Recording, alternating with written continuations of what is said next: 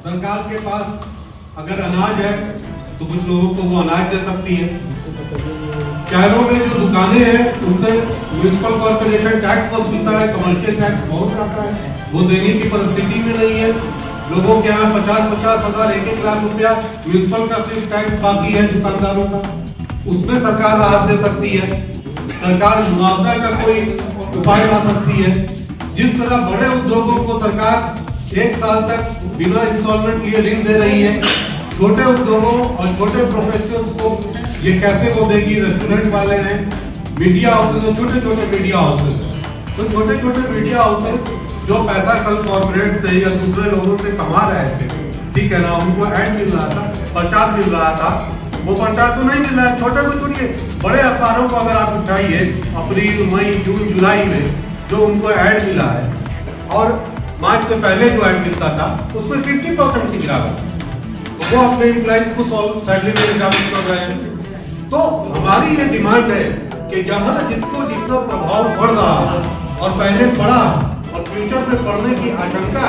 उसका पहले तो एक सही आकलन हो। उसके आकलन तक के लिए सरकार ने कोई भी टीम, कोई कमेटी, कोई ट्रिब्यूनल अभी तक गठित नहीं किया। और आकलन होने के बाद अगर मुझे 100 रुपया का नुकसान हुआ है तो कम से कम 25 रुपया तो भरपाई करे सरकार, चाहे वो हमारे टैक्स में कुछ छूट देकर करे या मुआवजे के जरिए करे या हमारे कारोबार और हमारे काम में हमको किसी तरह से हेल्प करके करे, जो भी रास्ता निकले। लेकिन रास्ता निकालने से पहले प्रभाव का आकलन होना जरूरी है, ऑफिशियली सरकार के द्वारा, सरकार की कमेटी, सरकार के डिपार्टमेंट के द्वारा, क्योंकि सरकार अपनी ही रिपोर्ट में किसी तरह का कोई मुआवजा या कोई राहत देगी, किसी सामाजिक संगठन या राजनीतिक दल की रिपोर्ट में तो वो देगी नहीं जब तक उसके पास ऑफिशियली कोई रिपोर्ट नहीं होगा। तो इतनी संवेदनहीन सरकार, जो पहले हो सकता है कि उनको ये लग रहा हो कि भाई हम पहले सरकार बना ले, कोई मध्य प्रदेश में लॉकडाउन में सरकार गिरा के सरकार बना रहा था, कोई बिहार में चुनाव टाइम पे कराने के लिए उत्सुकता कि हमारी सरकार बन जाए, लेकिन अब तो सरकार बन गई। तो अब सरकार बन गई है तो ये सरकार जनता के लिए कुछ सोचे, मंत्रालय भी बढ़ गए हैं, सारा काम चालू हो चुका है, तो 1 महीना हो गया कम से कम मंत्रालय बने हुए। तो हम लोगों ने ये उचित समझा कि अब सरकार के सामने ये स्पष्ट किया है कि अगर आप इसका आकलन करने के लिए और लोगों को मुआवजा देने के लिए और राहत देने के लिए कोई अस्थायी नीति नहीं बनाते हैं तो समाज बचाओ आंदोलन और लोक परिषद इसको लेकर आंदोलन करेगा और सड़कों पर आएगा। तो आज हम लोगों ने टीम का गठन किया है। हमारी टीम सरकार से हर स्तर पर बात करने का प्रयास करेगी,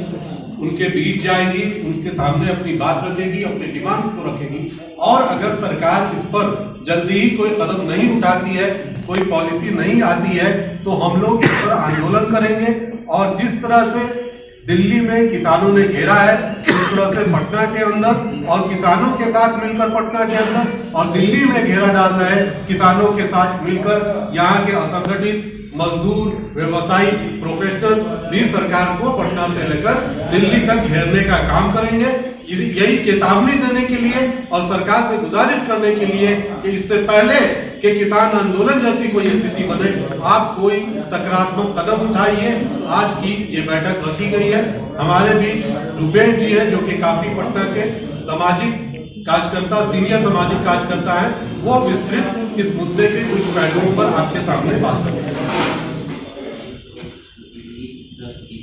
जैसा कि आप सब लोग जान रहे हैं कि हम लोग लॉकडाउन के 8 महीने बीत जाने के बाद भी असंगठित क्षेत्र के लिए सरकार कोई कारगर सुझाव या उसके लिए कोई कारगर व्यवस्था सामने नहीं लाई। असंगठित क्षेत्र का अभिप्राय सिर्फ सड़क पे चल के बाहर से, जो राज्य के बाहर से आने वाले लोग थे,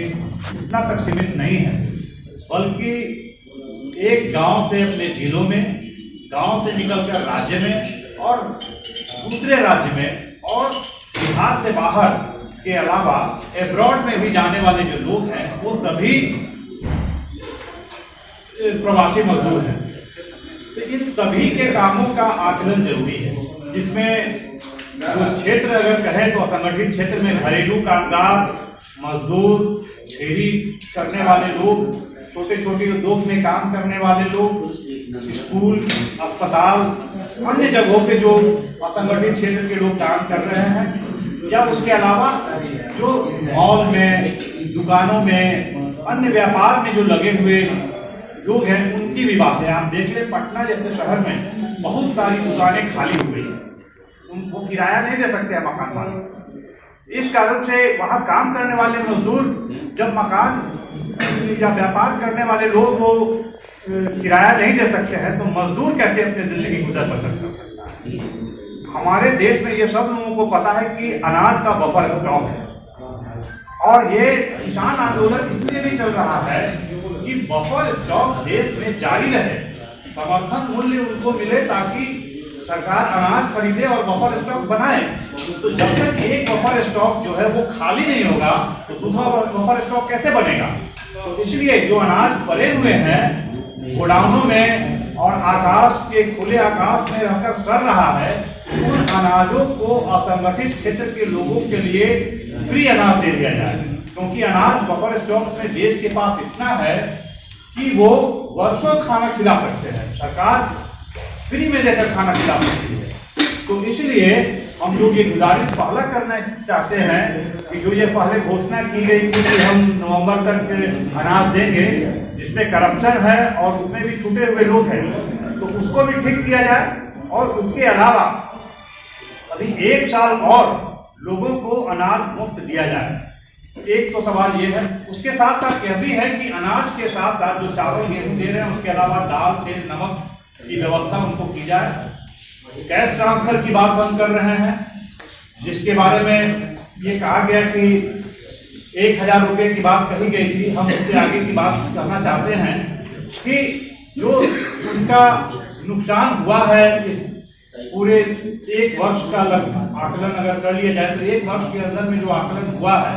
उस आकलन के आधार पे उनको जो घाटा लगा, उसका कम से कम 25% हिस्सा राज्य सरकार और केंद्र सरकार मिलकर के वहन करे और उसको कैश ट्रांसफर करे। एक दूसरा